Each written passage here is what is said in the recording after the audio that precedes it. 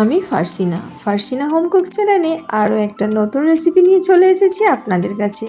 আপনারা সবাই কেমন আছেন? আশা করছি সবাই খুব ভালো আছেন, আমিও ভালো আছি। আজ খুব সহজ ও সাধারণভাবে বানাবো কচু চিংড়ির রেসিপি, যেটা অতিরিক্ত গরমে গরম ভাতের সঙ্গে খেতে খুবই ভালো লাগে। তো চলুন দেখে নেওয়া যাক আজকের রেসিপিটা। আমি এটা প্রেশার কুকারে রাঁধছি, আপনারা চাইলে কড়াইয়েতেও রান্নাটা করতে পারেন। যেহেতু এখানে কচু খুব তাড়াতাড়ি সিদ্ধ হতে চায় না, সেজন্য আমি এটা কুকারেই রান্নাটা করছি। তো প্রথমেই আমি তেলের মধ্যে পেঁয়াজ দিয়ে দিয়েছি, পেঁয়াজটা হালকা করে ভেজে নেব। পেঁয়াজটা আমি বেশ হালকা করে ভেজে নিয়েছি, খুব লাল করে ভাজবেন না, এরকমই হালকা করে ভেজে নেবেন। হালকা করে ভাজা হয়ে গেছে আমার পেঁয়াজটা। এরপর আমি এই রকম শেপের কচু, বেগুন আর একটা ছোট সাইজের আলু নিয়েছি, সব কিছু কেটে ভালো করে ধুয়ে নিয়েছি। এরপর আমি এটা এর মধ্যে দিয়ে দিচ্ছি। কচু, আলু, বেগুন সব কিছু পেঁয়াজের সঙ্গে হালকা করে ভেজে নেব। সব কিছু বেশ হালকা করে ভেজে নিচ্ছি। আপনাদের ভিডিওটা স্কিপ না করে সম্পূর্ণ ভিডিওটা দেখার অনুরোধ রইল। আশা করছি এই সাধারণ রেসিপিটা আপনাদের খুব ভালো লাগবে। সব কিছুই আমি হালকা করে ভেজে নিচ্ছি। দেখুন বেশ হালকা করে সব কিছু ভাজা হয়ে গেছে আমার। এরপর আমি এর মধ্যে আস্তে আস্তে গুঁড়ো মশলাগুলো অ্যাড করে দেব। সব কিছু হালকা করে ভাজা হয়ে গেছে আমার। প্রথমে দিয়ে দিলাম পরিমাণ মতো লবণ, হলুদের গুঁড়ো, লঙ্কার গুঁড়ো, ধনের গুঁড়ো, জিরের গুঁড়ো আর আদা রসুন বাটা। সব মশলা দিয়ে ভালোভাবে কষিয়ে নেব। আমি এখন চিংড়ি মাছটা দেব না, চিংড়ি মাছ আমি নুন হলুদ মাখিয়ে ভেজে রেখেছি।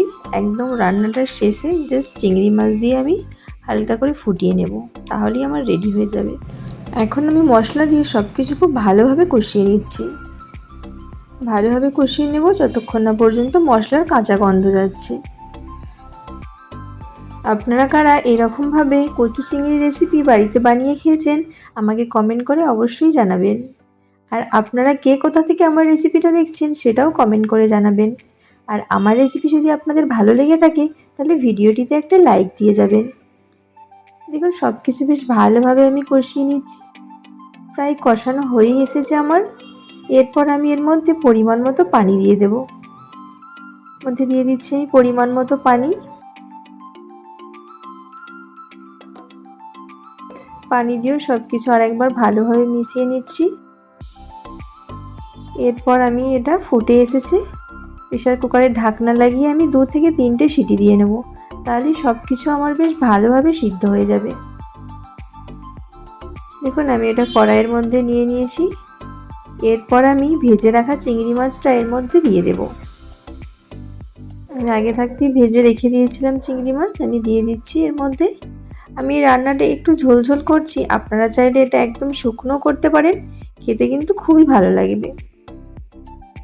এবার আমি নামানোর আগে ওপর থেকে দিয়ে দিচ্ছি সামান্য একটু গরম মশলার গুঁড়ো, তাহলেই একদম রেডি হয়ে যাবে আমাদের কচু চিংড়ি। দেখুন দেখতে কতটা লোভনীয় হয়েছে, খেতে খুবই সুন্দর হয়। আপনারা একবার হলেও রেসিপিটা বাড়িতে বানিয়ে দেখবেন।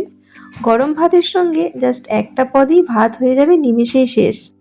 তো আজকের মতো এখানেই শেষ করলাম, আবার দেখা হবে নতুন একটা রেসিপির সঙ্গে।